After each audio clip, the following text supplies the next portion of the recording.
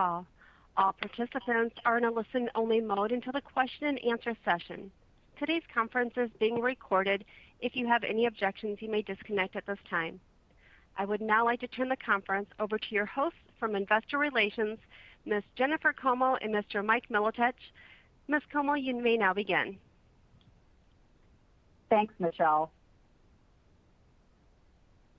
Fiscal third quarter 2021 earnings call. Before we begin, we want to acknowledge the filing was a little later than usual due to an issue, but hopefully you've had opportunity to review prior to the call. Joining us today are Al Kelly, Visa's Chairman and Chief Executive Officer, and Vasant Prabhu, Visa's Vice Chairman and Chief Financial Officer. This call is being webcast on the Investor Relations section of our website at www.investor.visa.com. A replay will be archived on our site for 30 days. A slide deck containing financial and statistical highlights has been posted on our IR website. Let me also remind you that this presentation includes forward-looking statements.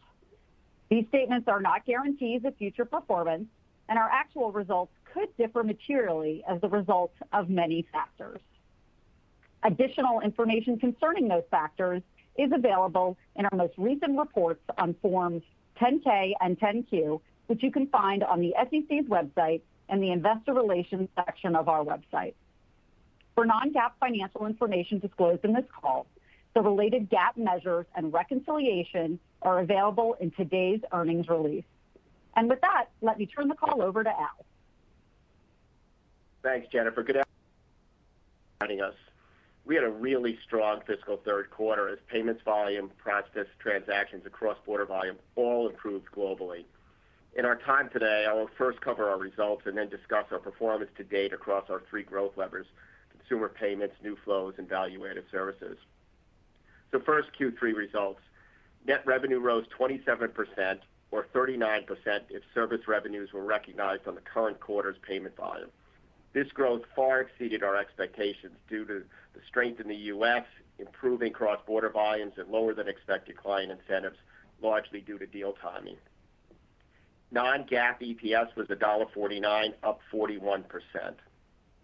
As we look at volumes and transactions, keep in mind that year-over-year growth rates are less indicative of performance and the business trajectory due to the COVID-19 impact. So once again, we provide metrics compared to 2019 on a constant dollar basis as well as year-over-year growth rates. Payments volume was 121% of 2019, which is up 5 points from the second quarter and represents a 34% year-over-year growth rate. Cross-border volume, excluding intra-Europe, was 82% of 2019, 7 points better than the second quarter, and up 53% year-over-year. Processed transactions were 120% of 2019, up 4 points from Q2, and up 39% year-over-year. Vasant will provide more color on our results, so now let me transition to progress relative to our business strategy. Efforts across our three growth levers help to fuel strong results while positioning us to capture future opportunities. In consumer payments this quarter, we saw favorable secular trends and had a number of wins with large issuers, co-brands, and fintechs. Cash displacement trends continued this quarter. Globally, cash volume on Visa debit credentials, the dollar amount of cash taken out of ATMs, was 98% of 2019 levels, flat on Visa debit credentials was 140% of 2019 levels, up 5 points from Q2. While debit remains strong and has accelerated since Q2, credit spending is now also improving. Global credit payments volume was 104% of 2019, up 4 points from the second quarter.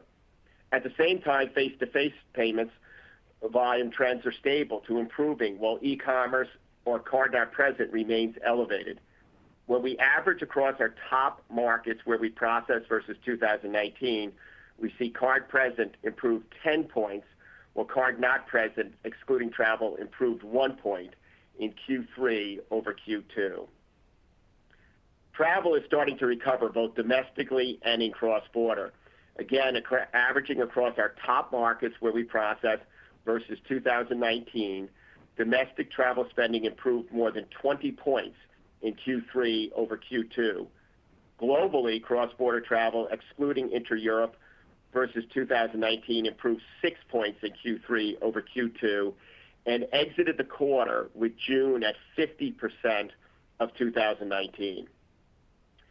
Simply looking at the absolute levels, it was a record quarter for Visa with $2.7 trillion in payments volume and payment transactions per day globally, which is up 60 million per day from the last quarter and nearly 160 million transactions per day from a year ago.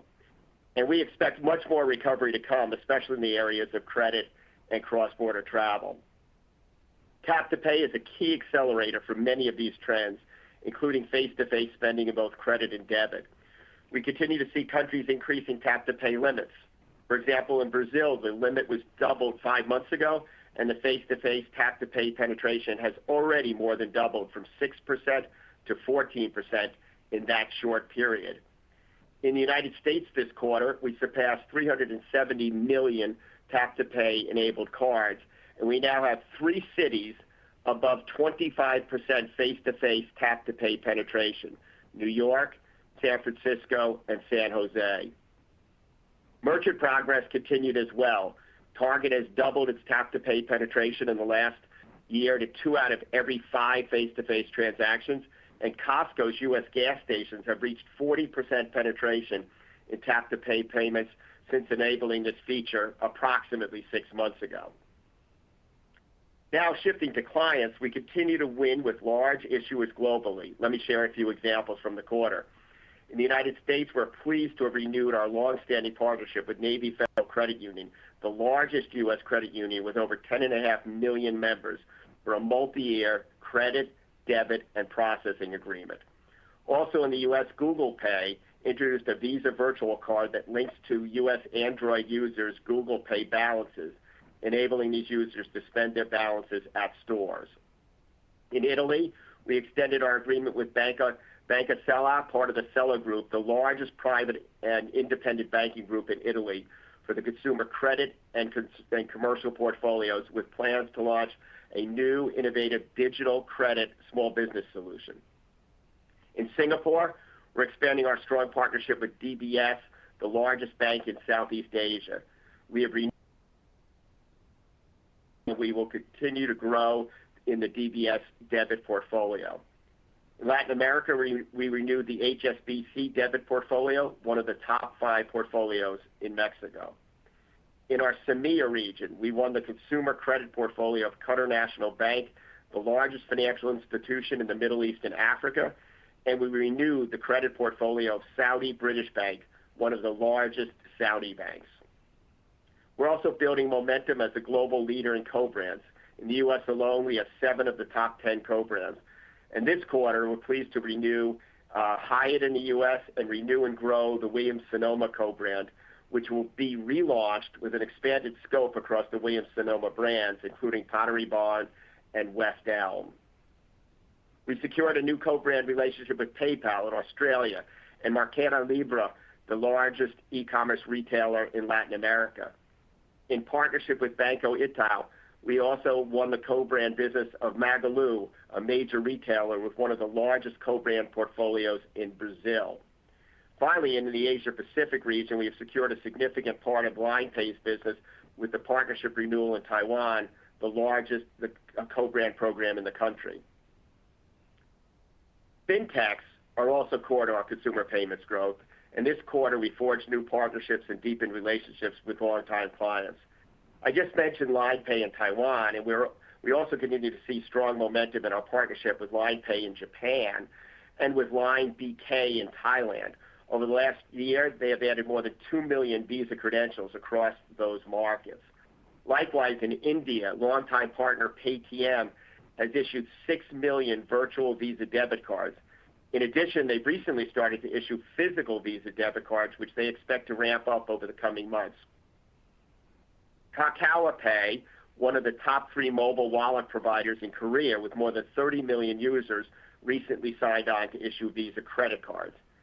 In the Middle East, we're partnering with STC Pay, the fintech subsidiary of Saudi Arabia's largest telecom operator, to embed STC Pay wallets. More than 1 million Visa credentials have been issued since September of 20. Rappi, Latin America's super app with over 70 million users, has now started issuing Visa credit cards in Brazil, Mexico, Colombia, and Peru, with plans to expand to additional countries in coming months. And in the crypto space, we recently signed 3 partnerships, one with Tala to partner on cryptocurrency solutions for the global unbanked, and 2 with crypto exchanges, FTX and CoinZoom, to begin offering Visa cards. We now have more than 50 crypto wallet and platforms, up from 35 in Q1, and more than the next leading network. And collectively, they drove over $1 billion in payments volume and just represents a significant engine of growth. The market opportunity in new flows is 10 times greater, and we continue to make progress in our efforts. We had several capabilities within carded B2B that have been gaining traction. Our Freedom solution enables corporates to control and monitor corporate card spending and expand to new use cases, including payables and virtual card capabilities. Across Australia and New Zealand, we have renewed our long-standing partnerships with ANZ Bank for Freedom's expense management capabilities, as well as NAB and DNZ to deliver expense management and payable solutions. And in the United States, Wells Fargo will deliver these capabilities to their corporate clients as part of our partnership we announced earlier this year. Visa's Commercial Pay, which offers a mobile app enabling virtual card issuance and management of business incidentals with enhanced data, will be part of OCBC Bank's virtual purchasing card offering in Singapore. Visa Direct transaction growth remains robust, with nearly 500 million more transactions this quarter than in the third quarter of last year. We continue to see large banks enable Visa Direct payouts for their customers, including CIBC this quarter. In the payroll category, ADP, a leading global technology company providing human capital management solutions, recently integrated its Wisely offering with Visa Direct to provide ADP clients with a digitally enabled, convenient, and cost-effective solution for employee off-cycle payments. In the P2P space, the WhatsApp payment feature, powered by Visa Direct and Visa Cloud Token Framework, launched in Brazil in May, and we're seeing early success with a significant number of Visa credentials enrolled and sizable growth in P2P money transfers. PayPal announced instant transfers for merchant settlement and P2P via Visa Direct in Australia. We also developed new use cases this quarter for Visa Direct. First, GoFundMe is integrating Visa Direct to soon launch funds disbursement to individuals and organizations. Second, Questrade, the Canadian brokerage platform, announced the launch of Instant Deposit, allowing investors to fund their trade accounts in seconds. Let's now move to our third growth lever, value-added services, where revenue growth grew 28% in Q3. Let me discuss our efforts across a few of our capabilities. First, installments. In addition to investing in and partnering with numerous installment providers globally, we've also developed our own solution, which had some notable progress in the quarter. In Canada, Scotiabank is extending their post-purchase installments, offering to eligible Visa retail credit clients. CIBC is launching installments during purchase, and Desjardins, North America's largest financial cooperative, will be offering during purchase installments for their eligible Visa customers. In addition, Global Payments is enabling our installment solution for their merchant customers. Second, CyberSource, our omnichannel gateway platform, has grown as a result of 3 drivers. 1, increased e-commerce and omnichannel volumes. 2, more business creating online and omnichannel presences while leveraging our risk tools. And 3, more acquirers white labeling the solution. This past quarter, top 20 U.S. acquirer Paya and Qatar National Bank both signed on to utilize CyberSource's capabilities. Third, DPS. I mentioned the processing agreement earlier with Navy Federal. They intend to utilize DPS. In addition, Current, one of the fastest growing U.S. fintechs with nearly 3 million members, has selected Visa DPS as its partner. Current will integrate with DPS's newest all-digital processing solution called DPS Forward, which combines issuer processing capabilities with a new suite of APIs that integrate with modern digital banking players to create unique card programs and payment solutions. Finally, Visa Consulting and Analytics. Our advisory teams have delivered nearly 1,000 projects year to date in 88 countries to help our clients be more successful. Let me just share a couple of examples. In Latin America, we developed a digital acquisition platform and helped one of the top issuers in the region improve credit approval turnaround times from days to minutes, while also better qualifying leads to reach a 4 times improvement in approval rate compared to their prior solution. Globally, we have launched a new program called Visa Portfolio Health Check, where we review clients' portfolios tracking 30-plus key performance indicators. Year to date, we have held health checks across 55 countries, identifying nearly 300 specific opportunities worth nearly $50 billion in incremental payment volume. Before I close, let me touch briefly on the 2 recently announced acquisitions. First, that of the open banking platform Tink. Visa's proven infrastructure and sustained investment in resilient cybersecurity and fraud prevention, combined with Tink's APIs, their technology and customer relationships, is expected to help accelerate the adoption of open banking in Europe by ensuring a secure, reliable platform for innovation, which will help consumers and businesses. Second is the acquisition of Currency Cloud, a global platform that enables banks and fintechs to provide their customer and business customers innovative foreign exchange solutions for cross-border payments around the world. As part of our network of network strategy, the combination of Currency Cloud's capabilities on the front of the end of the transaction through their APIs and our settlement capabilities across VisaNet and other Visa networks such as Plus, Earthport, and Visa B2B Connect will be very compelling value propositions for our partners. In closing, as we look to finish our fiscal year, I'm very encouraged by the recovery trajectory across the board and pleased with the momentum in many of our key growth areas. Our recently launched new brand campaign describes Visa as a network working for everyone, and we are increasingly sitting at the center of enabling money movement. I'm confident that our strategy combined with our network-to-network strategy combined with our 3 growth levers of consumer payments, new flows, and value-added services remains more relevant than ever and positions us well as we look forward to a robust recovery. With that, let me turn it over to Vasant. Vasant? Thank you, Al. Good afternoon, everyone. Fiscal third quarter results exceeded our expectations with net revenues up 27%, driven by robust growth in both credit and debit in the U.S., higher cross-border volumes from a faster than anticipated recovery in travel, as well as a spike in cryptocurrency purchases, and lower client incentives, largely due to deal timing. Had we recognized service revenues on current quarter payments volume, net revenue growth would have been 39%. The reason for this large difference in growth is a result of the significant quarter-over-quarter change in growth rates of payments volumes both last year and this year. The third quarter last year experienced the steepest drop in payments volume, and third quarter this year has been our strongest growth quarter since the pandemic started. When adjusted for the service fee recognition lag, net revenues for Q3 FY20 are lower, and net revenues for Q3 this year are higher. GAAP EPS grew 10%, primarily due to a non-recurring, non-cash step-up in deferred tax liabilities as a result of the recently announced increase in UK tax rates starting in 2023. Non-GAAP EPS rose 41%, helped by lower than expected expense growth and a lower tax rate. Exchange rate shifts lifted net revenue growth by 1 point and EPS growth by 2 points. As we did last quarter to help you better assess both the magnitude and the trajectory of the recovery, we have also provided key performance metrics relative to fiscal year 19. In constant dollars, global payments volume was up 34%, led by continued strength in debit as well as improved credit spending. Compared to the third quarter of 2019, global payments volume was 21% higher, a 5-point acceleration from the second quarter, with debit and credit improving by 5 points and 4 points respectively.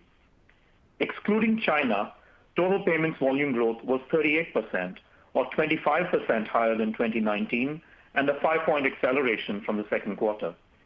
Chinese domestic volumes continue to be impacted by dual-branded card conversions, which have minimal revenue impact. U.S. payments volume growth was 40% and up 30% over 2019, benefiting from economic impact payments in the first half of the quarter and then from the lifting of COVID-related restrictions across the country. Debit growth accelerated 4 points, up 48% from 2019, remaining strong throughout the quarter as the trend towards accelerated cash digitization and e-commerce was sustained even as the economy reopened. Credit growth improved 8 points, up 14 points from 2019. The credit improvement was fueled by two interrelated factors: a significant acceleration in travel, entertainment, and restaurant spending, as well as a resurgence of affluent cardholder spending. Card present spend accelerated by 9 points to 12% above 2019, even as card not present volume, excluding travel, improved 4 points to 59% over 19. Online shopping habits acquired during the pandemic are persisting. As the U.S. reopened, travel and entertainment spending improved steadily through the quarter, both up about 25 points from the second quarter. Travel is approaching 2019 levels in July, while entertainment surpassed 2019 levels in May. Restaurant spending in the quarter was over 20% above 2019 levels.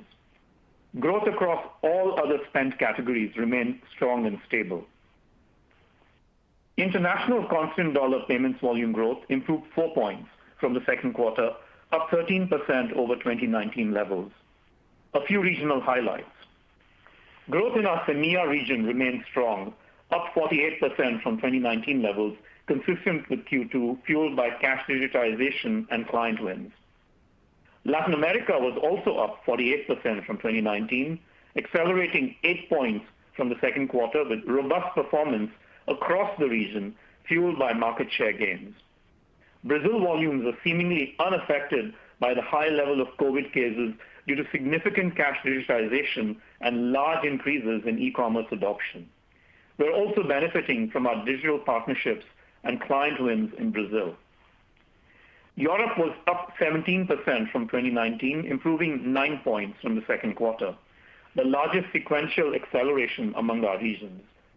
Across Europe, restrictions were relaxed and in-store spending recovered while e-commerce spend remained strong. Asia Pacific remains our weakest region, up 5% from 2019 and down 3 points from the second quarter, excluding China. Performance across the region varied based on the level of infections and COVID-related restrictions. There were intermittent restrictions during the quarter in Australia, Japan, and Singapore. Much of Southeast Asia was significantly impacted by rising COVID infections and resultant lockdowns.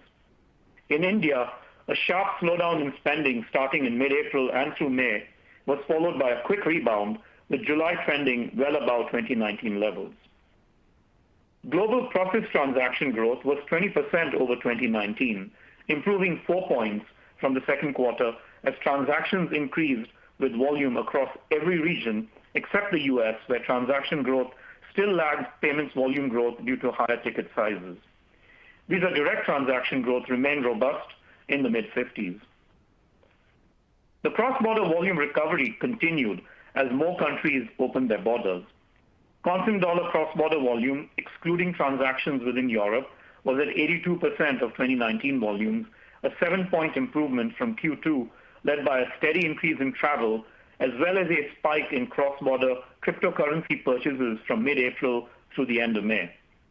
Cross-border card not present volume, excluding travel, continued to be very strong, up 56% from 2019, improving 12 points from the second quarter, with cryptocurrency purchases representing most of that acceleration.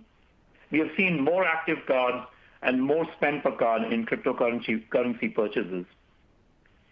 We saw the normal seasonal uptick in cross-border travel spending during March and April. However, cross-border travel in May and June was stronger than the typical seasonal trend as many borders reopened or eased requirements.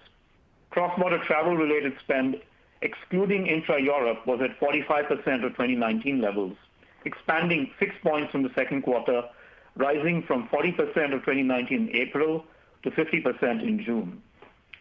The state of the cross-border travel recovery varies significantly across regions depending on border openings, quarantines, and other requirements, as well as infection levels. Outbound travel from the U.S. and Latin America was back to around 60% of 2019 levels in the third quarter, whereas Europe and CEMEA were about halfway back. Inbound travel has recovered the most into Latin America and CEMEA, with Latin America above 2019 levels due to Mexico, whereas the US and Europe are only about a third of 2019 levels. Asia Pacific cross-border travel, both in and out, has recovered the least, still at around a quarter of 2019 levels. We have seen immediate impacts when popular travel destinations open their borders. Greece opened borders in April, and inbound card-present spend rose nearly 30 points by the end of June relative to 2019 levels. France opened on June 9th, and inbound card-present volume rose nearly 20 points by the end of June relative to 2019. Travel to Mexico has been strong for several quarters, but the third quarter accelerated further, helped by travel from the U.S. amid vaccination progress. Since April, card-present cross-border spend in Mexico from the U.S. rose nearly 50 points to over 170% of 2019 levels. Moving now to a quick review of third quarter financial results. Service revenues grew 17%, led by 11% growth in the second quarter constant dollar payments volume, helped further by favorable exchange rates and mix, as well as small pricing modifications. Data processing grew 32% due to very strong domestic process transaction growth, particularly outside the U.S. The 7 percentage point difference between revenue and process transaction growth reflected the mix shift away from higher yielding cross-border transactions. In addition, while value-added services recorded in data processing revenues had strong and accelerating growth, this was slower than overall process transaction growth, which benefited from lapping effects. International transaction revenues were up 54%, 8 points lower than nominal cross-border volumes, excluding intra-Europe, due to lapping high currency volatility last year and a less favorable regional mix. Other revenues grew 31%, led by consulting and data services, and helped by lapping COVID impacts last year. In total, value-added services revenue grew 28%. Of the 14-point acceleration from the second quarter, about 2/3 was due to COVID-related lapping effects. Client incentives were 25.8% of gross revenues, consistent with the second quarter, but lower than our expectations due to both numerator and denominator effects. A lower than expected numerator, as some deals were delayed and are now expected for the fourth quarter. Also, higher incentives from U.S. outperformance were largely offset by lower incentives from underperformance in Asia Pacific. A higher than expected denominator, as we had stronger cross-border volumes and value-added services revenue, both of which don't have significant incentives associated with them.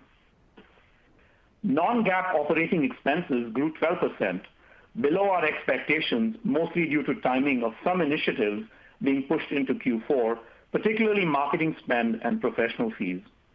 Marketing expenses did grow over 50% in the quarter as we lapped reductions in spending at the outset of COVID last year. G&A expenses decreased year over year due to favorable foreign currency fluctuations and lower indirect taxes. We recorded gains from our equity investments of $439 million. Visa has minority investments in over 50 strategic partners. When there is a new financing round or an IPO, per the accounting rules, we mark our investments to market, which can result in gains or losses. Our investment portfolio has been performing very well. There were gains across several of our investments. The gain recorded this quarter was largely driven by one partner's financing round and another partner's IPO. Excluding investment gains, non-GAAP non-operating expense was $114 million in the fiscal third quarter. Our GAAP tax rate was 41.3% due to a $1 billion non-recurring, non-cash tax charge pertaining to the remeasurement of deferred tax liabilities and the taxes related to investment gains. The non-GAAP tax rate was lower than expected at 17.9% due to the recognition of a tax benefit. GAAP EPS was $1.18. Non-GAAP EPS was $1.49, up 41% over last year. We bought 9.5 million shares of Class A common stock at an average price of $227.83 for $2.2 billion this quarter. Including our quarterly dividend of 32 cents per share, we returned approximately $2.9 billion of capital to shareholders in the quarter. Moving on to our outlook for the fourth quarter. I'll start with business trends through July 21st. U.S. payments volume growth was 31%, above 2019, consistent with the third quarter, with debit up 46% and credit up 17% versus 2019. As we've said before, weekly numbers can have noise in them. For example, in the third week of July 2019, a major online retailer had their annual sales event, which impacted performance indexed to 2019, particularly e-commerce spending using credit. International payments volume trends versus 2019 are moderately above the third quarter, but in line with June. Notable exceptions include improvements in India, Canada, and Brazil, with modest slowdowns in Australia and Japan. Processed transaction growth continued to improve, up 23% versus 2019. Cross-border volume, excluding transactions within Europe on a constant dollar basis, were 81% of 2019, which is 1 point below the third quarter in June. Travel-related spending versus 2019 improved 3 points compared to June, offset by lower e-commerce growth, mostly due to cryptocurrency purchases falling back to pre-April levels. The recent announcements by the UK and Canada regarding border openings in August should be helpful in the fourth quarter, while Asia Pacific remains largely closed to travelers. Assuming July trends continue, fourth quarter net revenue growth is expected to be in line with the third quarter. We expect a benefit from the service fee recognition lag and the cross-border travel recovery to be partially offset by cryptocurrency purchases falling back to pre-April levels, as well as smaller year-over-year lapping benefits in transactions processing and value-added services revenues. We expect client incentives as a percent of gross revenue to increase 0.5 point to 1 point versus the third quarter due to delays from the third quarter and the typical increase we see in Q4 due to the end of fiscal year deal closings. The third quarter was the first quarter of growth relative to fiscal year 19 we have had since the pandemic started. Based on current trends, we expect fourth quarter net revenue growth relative to fiscal year 19 to be in the same range as the third quarter. Q4 operating expenses are expected to grow in the mid-teens, inclusive of some expenses planned for the third quarter which were pushed into Q4. Non-operating expense is expected to be around $125 million. Our tax rate expectations are in the 19 to 19.5% range. In summary, we had a stronger than expected third quarter as economies and borders reopened. Even as card-present spend recovered, e-commerce spend stayed strong. Debit spending sustained high growth rates as cash digitization remains robust. The cross-border travel recovery is gaining momentum. Our new flows and value-added services businesses continue to grow at high rates as they have all through the pandemic. We are stepping up investment in key growth initiatives as we look ahead to several quarters of recovery and prepare to capture the exciting opportunities available to us in the post-COVID era. With that, I'll hand it over to Mike for questions and answers. We're now ready to take questions, Michelle. Thank you. If you would like to ask a question, please press star one and clearly record your name. You will be announced prior to asking your question. To ensure all questioners are heard, we ask that you please limit yourself to one question. Once again, to ask a question, please press star one, and to withdraw your question, press star 2. Our first question comes from Tien-Tsin Huang from J.P. Morgan. You may go ahead, sir. Hey, thank you so much. Great results here. A lot I could ask, but let me ask on debit versus credit dynamics. I'm really focused on the U.S. here. I'm just curious, Alex, have your views on relative growth between debit and credit changed based on what you've observed so far in the recovery? And with all these fintech names investing in card growth and card engagement, I think you mentioned Current and some others. So just curious what your thinking is there on structural growth between the two. Yeah, I think what we're seeing now is, as you've seen in the numbers, debit has had it's indexing close to 150 pre-COVID levels. That reflects really a huge step up in the digitization of cash. It's evident all over the world. You see that in CEMEA numbers, you see it in Latin America numbers. So debit is the engine of cash digitization. So structurally, debit is benefiting from cash digitization picking up, as well as the move to e-commerce. What you are seeing, though, is that credit is accelerating quite fast. And if you look at the numbers, the biggest quarter-over-quarter recovery, it's been quite significant in credit. Structurally, I think what we're seeing is the affluent customer come back to spending because economies have reopened, and the classic sectors that would benefit from reopening, like restaurants, travel, and entertainment, are also picking up. There's so many things going on here that are, let's call it, recovery-related or fundamental changes like cash digitization and e-commerce that it's too early to tell whether there is a significant structural change between the use of debit and credit. I think credit has got quite a few quarters to go of recovery, and the trend remains quite robust even as we look at July.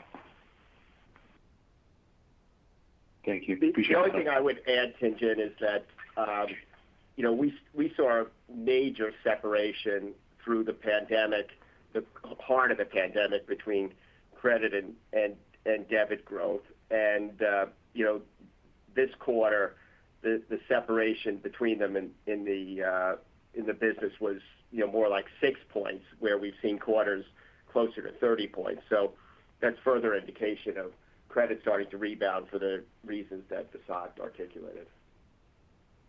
Makes sense. Thank you both. Thank you. Our next question comes from Harshita Rawat from Bernstein. You may go ahead. Hi, good afternoon. Thank you for taking my question. Vasant, can you talk about open banking and what it means for Visa in light of the accelerated activity there and also your recent acquisition of Tink? In what ways Visa can participate in this global move towards open banking? And also, can you talk about the potential to take Tink's capabilities beyond Europe into other geos? Thanks. Well, I'll start and Vasant can jump in. The epicenter of open banking is Europe, which is what attracted us to Tink.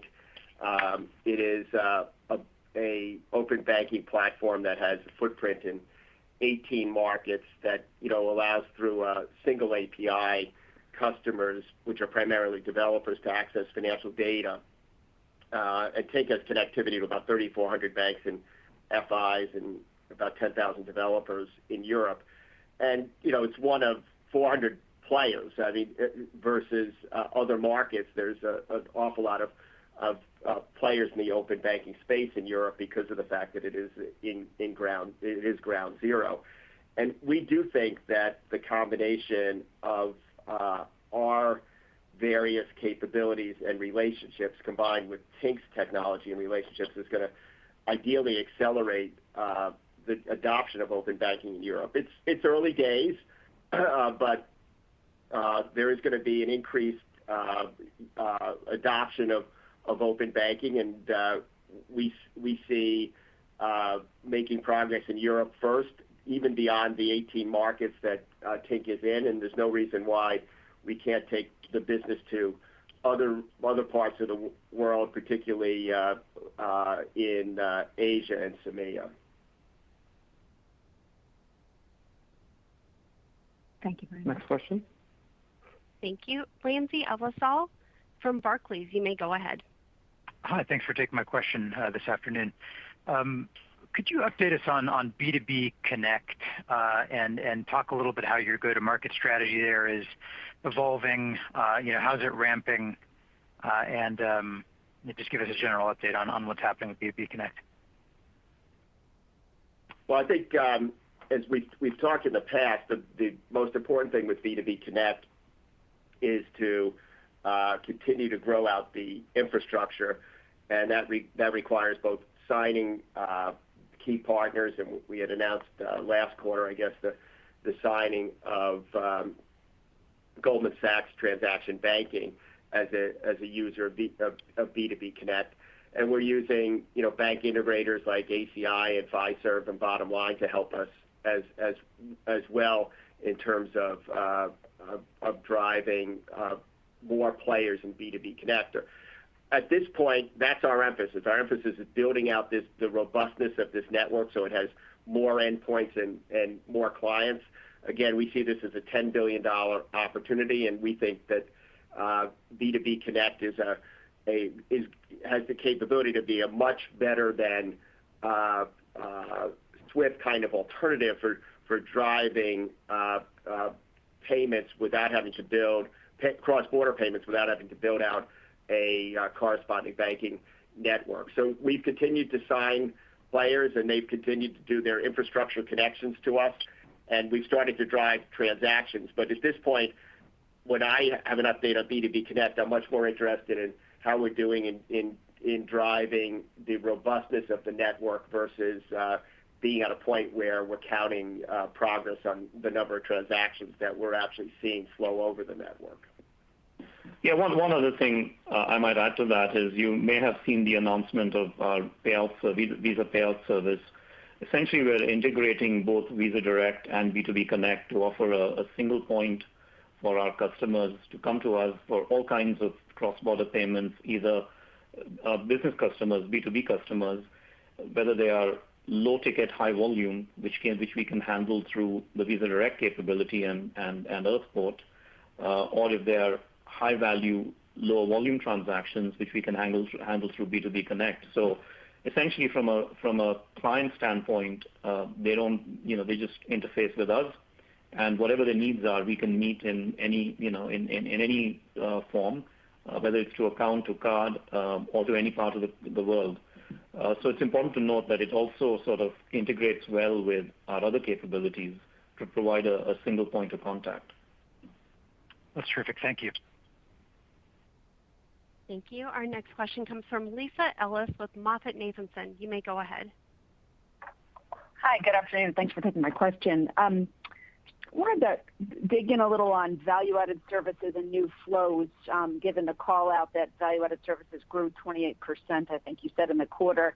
Was peeking back at Investor Day, February 2020, which is, of course, a lifetime ago now. But at the time, you had kind of put this framework out that new flows and value-added services were around 23% of revenues growing in the high teens, and that was sort of the momentum expected going forward. Can you just kind of broadly talk about now, 18 months later through the pandemic, how your outlook for new flows and value-added services has evolved? Do you now expect it to be faster and bigger, given both the secular shifts during the pandemic as well as some of the acquisitions you've made? Maybe what's just changed in that outlook? Thank you. Well, Lisa, we remain extremely robust and excited about the opportunities in value-added services and new flows. Obviously, in some of our value-added services, we actually saw declines during the pandemic. Certainly, people were buying less travel benefits from us. There were less transactions in certain cases against which we could sell value-added services. But as I said, we started to see transactions really roar back this quarter. For the first time ever, we averaged over 600 million transactions in the quarter, and for every day in the quarter, I should say. And that was up by more than 160 million transactions a day a year ago during the pandemic. So I think that as we start to get into what I believe is going to be a robust recovery and a continued growth in transactions, we're going to continue to see our platform type services, CyberSource our issuer processing, our risk and identity services, which represent about 2/3 of our value-added services, grow very nicely. I think we've continued to start to see, recoveries on the other side in things like our consulting. And I think as travel comes back, our card benefits and travel-related card benefits will increase. So I think that while we went during the height of the pandemic, we got off our trajectory of where we wanted to be in 5 years. I feel like we're going to get right back on that trajectory and maybe even do better than we might have thought we would do. In terms of new flows, I'd say a couple of things. One is obviously Visa Direct continues to do very well. I cited that it was almost 500 million more transactions in the quarter than the prior year, and I think in Vasant's remarks he talked about mid-50% growth levels continuing, and we've seen this for numbers of quarters now. And in the B2B space, we're starting to see some recovery. The B2B space looks like the consumer credit space, so it's the commercial volumes kind of echoing or following that, mirroring that. Although small business is obviously recovering quicker than large market, but as I think as people start to come back to work, as business travel starts to return, I feel good that the commercial volume will continue to come back as well. So again, I would say that in the new flows area, while we again went off trajectory from what we would have said at Investor Day, the reality is I think we'll get right back on now as we're seeing a really very good beginning to what I think will be a robust recovery. Terrific. Thank you. Thank you. Our next question comes from Sanjay Sakhrani from KBW. You may go ahead, sir. Thank you. I guess my question is, if you parse through the granular spending trends, I'm curious how much of the spend outperformance you're seeing is related to pent-up demand versus stimulus benefits. I'm just trying to think through how to run rate the outperformance. And then specific to the fourth quarter expectations, maybe you could just speak, Vasant, to the your expectations relative to the third quarter, particularly on cross-border. Thanks. Sure.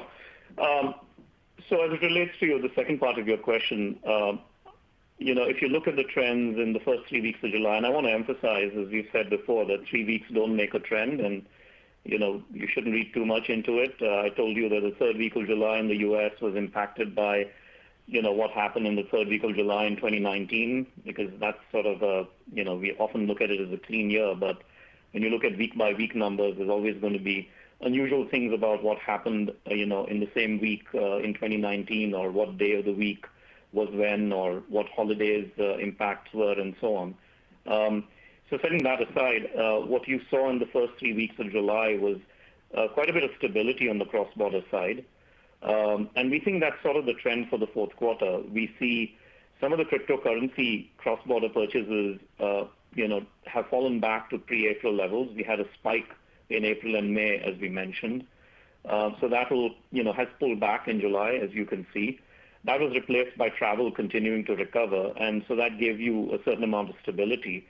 The big question mark is what kind of a summer travel improvement will we get in cross-border travel, given that while borders have opened and substantially more borders are open than they were before, it's still not normal in that all borders are not open, and especially borders in Asia are not open. So I think our best sort of view of the fourth quarter as it relates to cross-border travel and cross-border in general is that cross-border in general stays relatively stable with the third quarter, with travel recovering and cryptocurrency purchases falling back a bit, and so on balance we're at neutral. In terms of the domestic businesses around the world, we provided you some color in the comments. Everything we're seeing so far, if you adjust for unique things that's happened in 2019, is a trend that's either stable or slightly better in the U.S. and around the world, either stable or slightly better, with no evidence right now anywhere of Delta impact in the spending. And an important correlation there is mobility. Mobility is highly correlated with spending, we find, and mobility indexes in general are either stable or climbing still, even as infections are climbing in many parts of the world. And even where infections have gone up a lot, mobility doesn't seem to be impacted yet, no evidence of it, nor are we seeing any impact on spending. Sanjay, the only thing I would add is that, yes, and where there's been stimulus, that has certainly impacted some spending, but it tends to drive spending for, a couple of weeks and then wane over the third to fifth week. I might use a different phrase than pent-up demand. I think it's a little bit of a return to normal. And I'd also bring back we're starting, gyms are open, people are going to sporting events. And then I'd come back to something Vasant cited in response to one of the earlier questions, which is the affluent customers jumped back into the marketplace. These are the people that drive up, white tablecloth restaurant spending. These are the people who make discretionary purchases. These are the people who are heading to Mexico and other places as borders open up. And so I think, again, I'd echo what Vasant said, that if mobility can continue to improve, I think we just get closer and closer to returning to a more normal, and therefore feel like there's going to be a good run here of a good recovery for the business. Thank you. Thank you. Our next question comes from Mr. Darrin Peller with Wolfe Research. You may go ahead, sir. Thanks, guys. When we look at cross-border at 85% of 2019, travel still 50 to 60% of 19 levels. Clearly, there's considerable room to the upside when that travel resumes, especially looking at how e-com's held up. Can we just revisit the incremental net revenue opportunity from that? I know there's a lower correlation of rebates incentives from cross-border, and it's a higher margin business. So, if you could just reconfirm that, and then would you let much of that pass through for shareholders, just given that we've missed out on a year and a half of cross-border to the same magnitude we should have had? Well, if you do simple math and say that the cross-border business would have continued to grow at roughly 10% a year as it was growing pre-pandemic, and we're indexing right now, as you said, around 82% of 19. I mean, you can do the math yourself, right? We would have been indexing closer to 120 or 121, I suppose, if you assume 10%. And that delta between 82 and 121 gives you a sense, if you apply that to our international revenues line, it gives you a sense of it. Now, we do have some additional cross-border revenues in the data processing line, because that is, there's data processing revenue associated with cross-border too. So if you do the math, I mean, you can see that it's a sizable amount of revenue. Yes, you're right. Incentives are not generally tied to cross-border. There are in some parts of the world, particularly Asia, where for travel-related portfolios, we may have some incentives tied to cross-border in those portfolios. So a fair chunk of it would flow through to the net revenue line. And that's one of the reasons, in fact, why our incentives as a percent of gross revenues have climbed. It's because of this mix shift. As far as how much of that flows through to the bottom line, our approach has been we need to invest as much as we need to invest to grow the business. There are significant opportunities available. We've already told you that our expenses will grow in the mid-teens in the fourth quarter. If cross-border recovers faster, that won't necessarily change our investment plans. And we've never managed for margins. Margins are an outcome. Our goal is to drive as much volume and revenue growth as we can and to invest what we need to drive that growth. Got it. Thanks, guys. Thank you. Our next question comes from Bob Napoli from William Blair. You may go ahead, sir.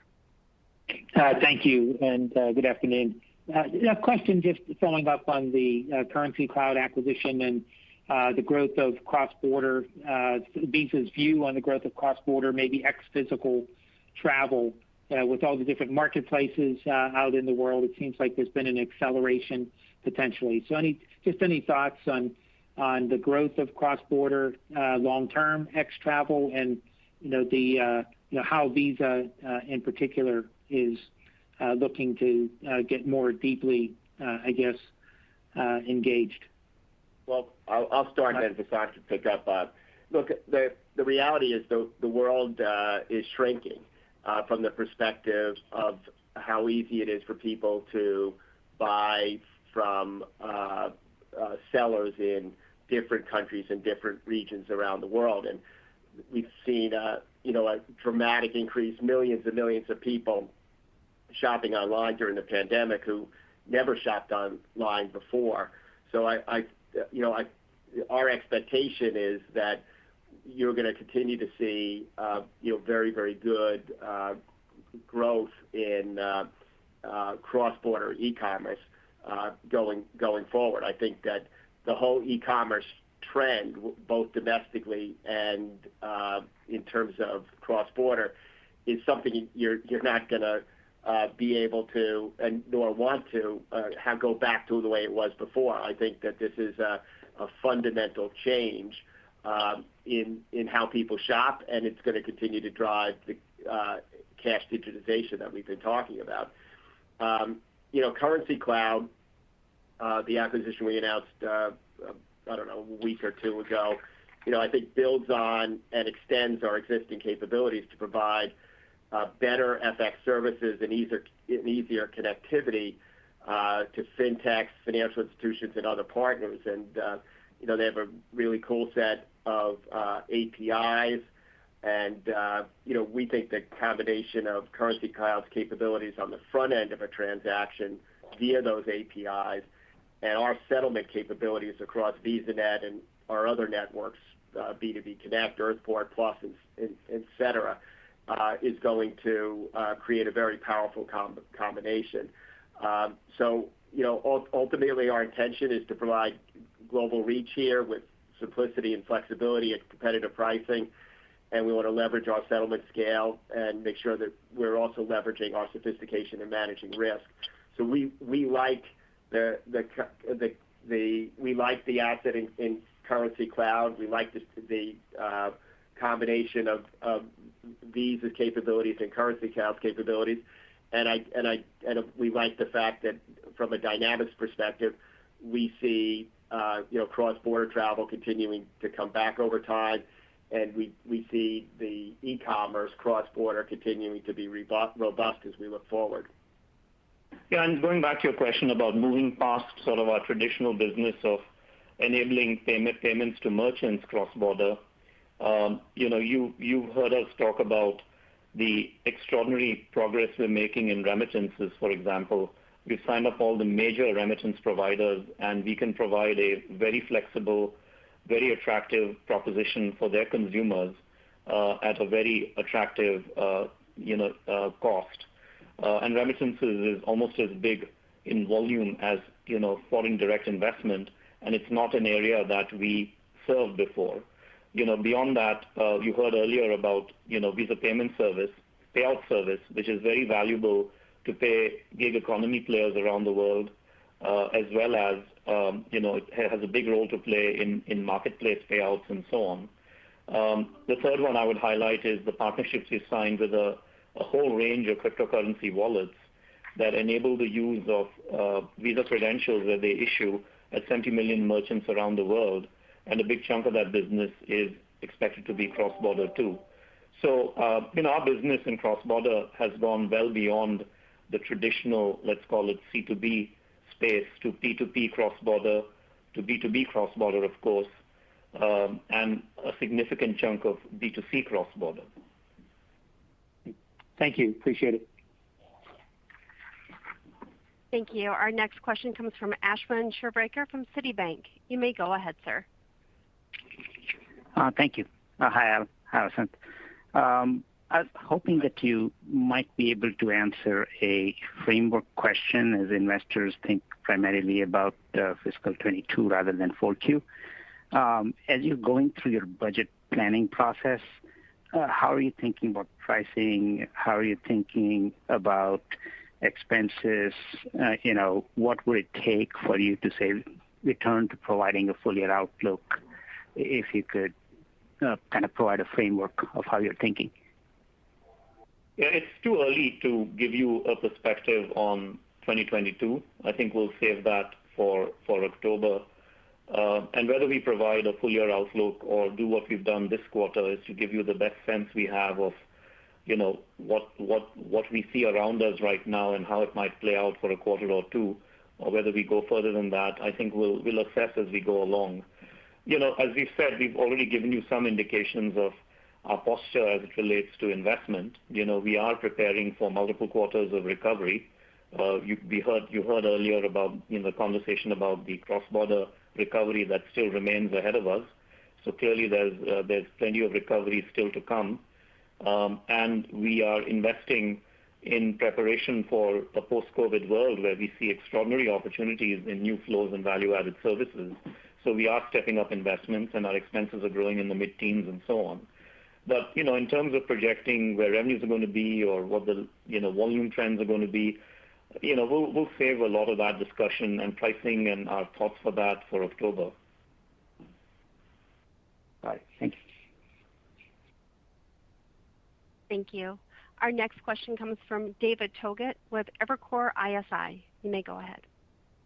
Thank you. Good afternoon. Recently, your U.S.-centric competitor sharply increased consumer rewards on one of its mass affluent credit cards, and some of those reward increases were matched by Visa issuers. So I'm curious for your view on how this step up in the rewards battle will impact credit card spending going forward, especially since many of these rewards are tied to travel and entertainment spend. Well, I think what issuers are doing is getting, ready for a return to travel being a important spend category. As you well know, many of these reward propositions in North America, both in the U.S. and in Canada, are very tied to travel. All the big airlines, all the big hotels have co-brand programs, and even for other programs that are more reward programs that are more generic, a lot of their burn options are tied to travel. So I think that travel's has started to come back. It will continue to come back as mobility increases, as restrictions get lifted, et cetera. And I think issuers are trying to make sure that as that happens and as the affluent consumer and the middle market consumer starts to get in their car and get on airplanes more, that their product will be top of wallet, and I think that's really what's driving the activity. We have time for one more question, Michelle. Thank you. Dan Dolev from Mizuho. You may go ahead, sir. Hey, guys. Thanks for squeezing me in. So I was surprised to see the impact of crypto on April trends. Can you maybe help us quantify a little more, what drove the bump and how we should think about it in the future if we get into more sort of crypto volatility, just to get some more color, because I don't think this was a big factor in the prior quarters. Thank you so much. We've seen a few months here and there of these kinds of spikes in purchases. So essentially, most of the time, cryptocurrency impacts our business is when purchases go up. A lot of the people who buy crypto are buying them from entities that are non-US based, often based in Europe. So these end up being cross-border transactions when they buy cryptocurrencies like Bitcoin. And so when there is a spike in buying activity, you will see that in some of our cross-border e-commerce numbers. In terms of quantifying how much it is, if you look at our cross-border e-commerce business, ex-travel, has been quite stable through several weeks and months. You'll see a bump up in April and into May, and you can attribute a fair amount of that, strictly to cryptocurrency purchases. We've had this before. There was another spike when there was a big run up in crypto prices and then a collapse, must have been a year ago. So it has happened before. It has now fallen back to pre-April levels, although it's still running at a level that is, higher than it was 6 months ago. But you can quantify it if you look at the numbers. Got it. Thank you so much. And that's all the time we have. So thank you for joining us today. If you have additional questions, you can always feel free to call or email Jennifer or myself. So thank you so much and have a good evening. And thank you. This concludes today's conference call. You may go ahead and disconnect at this time.